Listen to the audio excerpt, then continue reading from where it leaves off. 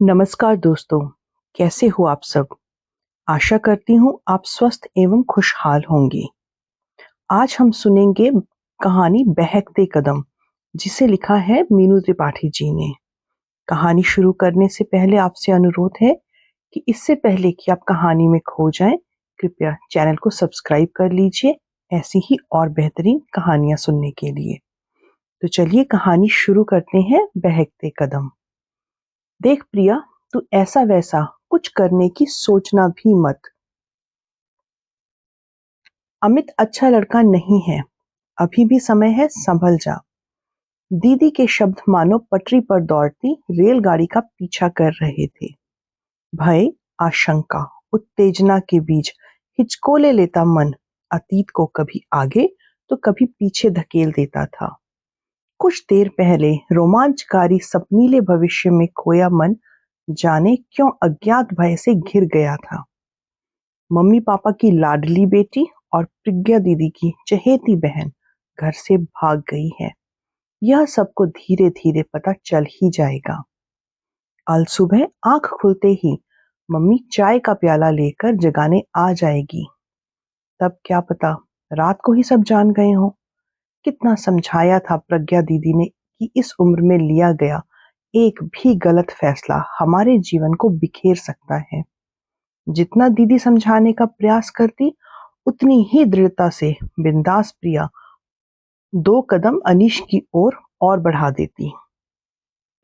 प्रिया, अपनी पढ़ाई पर ध्यान दे। ये प्यार व्यार के चक्कर में पड़कर अपने भविष्य से मत खेल।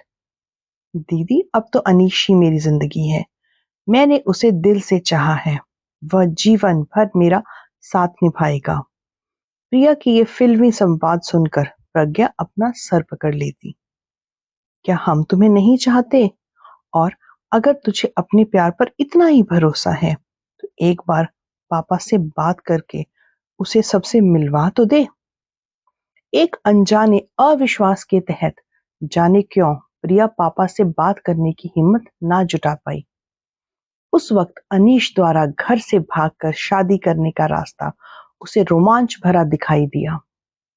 अनीश के केयरिंग स्वभाव पर वह उसी दिन फिदा हो गई जब प्रज्ञा दीदी के जोर डालने पर उसने अनीश को अपने मम्मी पापा से मिलने को कहा तो उसने भावावेश में प्रिया को गले लगा लिया और कहा वह अपने प्यार को खोने का रिस्क नहीं उठा सकता। बस फिर क्या था, उसी रात गली के उस पार इंतजार करते अनीश के साथ वह आ गई। घर छोड़कर आते समय प्रिया का मनोबल चरम पर था। रास्ते में अनीश ने बताया कि वे लोग बेंगलोर जा रहे हैं। वहां वे कुछ दिन उसके एक दोस्त के घर पर ठहरेंगे और 7 महीने बाद प्रिया के बालिग होने पर शादी कर लेंगे। रास्ते भर अनीश प्रिया को समझाता रहा कि इस दौरान उसे किसी से संपर्क नहीं रखना है। इस मामले में यहाँ का कानून बेहद सख्त है। विचारों में डूबती उतरती प्रिया कब नींद के आगोश में चली गई उसे पता ही नहीं चला। अचानक एक स्टेशन पर गहमा गहमी के बीच उसकी नींद खुली। उसने देखा तो अनीश अपनी सीट पर नहीं था। बिंदास और मजबूत इरादों वाली प्रिया का हलक सूख गया था। आवेग से उसकी आंखें भर आई। माथे पर पसीने की बूंदें चुहचुहा आई थी। अकेलेपन के एहसास ने उसे घेर लिया। तभी वह अपना मोबाइल खोजने लगी। पूरा पर्स खंगाल डाला पर कहीं मोबाइल दिखा ही नहीं। आप मोबाइल तो नहीं ढूंढ रही? एक आवाज ने उसे चौंका दिया। सामने देखा तो एक युवती बैठी किताब पढ़ रही थी। आपने मुझसे कुछ कहा? मुझे लगा शायद आप अपना मोबाइल ढूंढ रही हैं। हाँ हाँ, मैं मोबाइल ही ढूंढ रही थी। आपने देखा क्या? प्रिया ने पूछा तो वह बोली, तुम्हारे साथ जो लड़का है वह तुम्हारा भाई है क्या? उसका प्रश्न प्रिया को रुचिकर नहीं लगा। तभी उस युवती ने आगे खुलासा किया, तुम्हारा मोबाइल तुम्हारे साथ जो लड़का था वह ले गया है। कातल दृष्टि से इधर उधर देखती प्रिया को उसने बताया कि वह दूसरे कंपार्टमेंट में बैठा ताश खेल रहा है। प्रिया यह सुनकर शर्म से गड़ गई। उसे अनीश पर बहुत गुस्सा आया। कृपया आप मेरा सामान देखिएगा, मैं फ्रेश होने जा रही हूँ। प्रिया तेजी से निकली। तभी अंधेरे में किसी की आवाज पर उसके पांव वहीं ठिठक गए। दरवाजे के पास खड़ा अनीश मोबाइल पर किसी से कह रहा था, बस ऐसी ही बेवकूफ लड़कियों से तो रोजी रोटी चल रही है हमारी। उसका मोबाइल ले लिया है, 15-20 हजार का तो होगा ही। डर भी था कि कहीं घर वालों से संपर्क ना कर बैठे। मैं बिना बात की मुसीबत मोल नहीं लेना चाहता।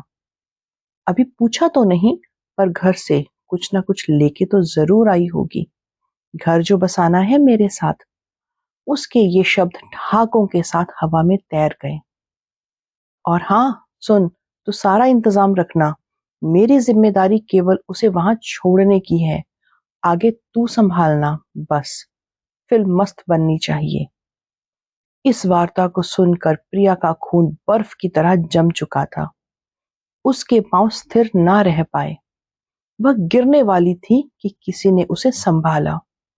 वह कैसे अपनी सीट तक आई उसे पता ही नहीं चला। 2 घूंट पानी पीने के कुछ क्षण बाद उसने आंखें खोली तो अपने कंपार्टमेंट में बैठी युवती का चिर परिचित चेहरा दिखा। तुम ठीक तो हो ना? उसने जैसे ही पूछा, प्रिया की आंखों से अश्रुधारा बहने लगी। उस युवती ने अपने साथ आए शख्स को बाहर भेज दिया और अपने कूपे को अंदर से बंद कर दिया। क्या हुआ? साथ आया लड़का बॉयफ्रेंड है ना तुम्हारा? उस युवती की बात सुनकर प्रिया फूट फूट कर रो पड़ी। देखो वह लड़का ठीक नहीं है। यह शायद तुम्हें भी पता चल गया होगा। मैं जानती हूँ कि तुम दोनों घर से भाग कर आए हो। प्रिया ने आश्चर्य और शंकित नजरों से देखा तो वह बोली, मेरा नाम सरन्या है। तुम मुझ पर भरोसा कर सकती हो। वैसे तुम्हारे पास और कोई चारा है भी नहीं। युवती की बातों में सच्चाई थी। अभी अभी अनीश का विभत्स चेहरा जो देखकर आई थी, उसे देखकर तो उसकी रूह कांप उठी थी। देखो, जो गलत कदम तुमने उठाया है, जिन कांटों में तुम उलझी हो, उससे निकलने के लिए तुम्हें साहस जुटाना पड़ेगा। सरन्या की बातों का प्रभाव प्रिया पर पड़ा और कुछ ही देर में वह संभल गई। प्रिया नाम है ना तुम्हारा? अपने पापा का नंबर दो मुझे। उसने अधिकार से कहा तो प्रिया ने चुपचाप पापा का नंबर बता दिया और युवती उसके पापा से बात करने के लिए कूपे से बाहर चली गई। अब तक प्रिया स्थिति का सामना करने को तैयार हो गई थी। कुछ देर में वापस आई और बोली, मैंने तुम्हारे पापा से बात कर ली है। वह अगली फ्लाइट से बेंगलोर पहुंच रहे हैं। अब तुम्हें क्या करना है वह ध्यान से सुनो। वह प्रिया को कुछ बताते हुए अपने साथ आए युवक से बोली, मैडम के साथ जो व्यक्ति आया है उसे बताओ कि ये उसे बुला रही है। और हाँ अर्जुन, कुछ देर तुम बाहर ही रहना। कुछ ही देर बाद अनीश आ गया तो प्रिया ने उससे शिकायती लहजे में कहा, तुम कहाँ चले गए थे अनीश? मैं कितना डर गई थी, मालूम है तुम्हें? अनीश उसकी बात सुनकर तुरंत बोला, मैं तुम्हें छोड़कर भला कहाँ जाऊंगा। प्रिया ने कूपे की लाइट जला दी। उसे कुछ देर पहले जिस अनीश की आंखों में प्यार का समुंदर नजर आ रहा था, अब उसमें मक्कारी साफ साफ दिखाई दे रही थी। अब वह अपनी खुली आंखों से देख रही थी कि किस तरह सतर्कता पूर्वक अनीश इधर उधर देख रहा था। तभी प्यार से प्रिया ने उससे कहा, मैं तुम्हें एक खुशखबरी देना चाहती हूँ। क्या? भौचक्का सा वह बोला तो प्रिया ने कहा, जानते हो पापा हमारी शादी के लिए राजी हो गए हैं और वे भी बेंगलोर पहुंच रहे हैं। प्रिया के इस खुलासे से अनीश का तो रंग ही उड़ गया। वह अचानक बिफर गया। बेवकूफ लड़की, मैंने मना किया था ना कि कहीं फोन मत करना। तभी मानो उसे कुछ याद आया हो, ना चाहते हुए भी उसके मुंह से निकला, तुम्हारा मोबाइल तुम्हारा मोबाइल तो मेरे पास है। मैं जानती हूँ मेरा मोबाइल तुम्हारे पास है। इससे पहले कि अनीश कुछ और पूछता, प्रिया अपना आपा खो चुकी थी। उसका हाथ पूरे वेग से लहराया और अनीश के गाल पर तेज आवाज के साथ झन्नाटेदार चांटा पड़ा। क्रोध और अपमान से उसका बदन कांप रहा था। अनीश का सारा खून निचुड़ गया था।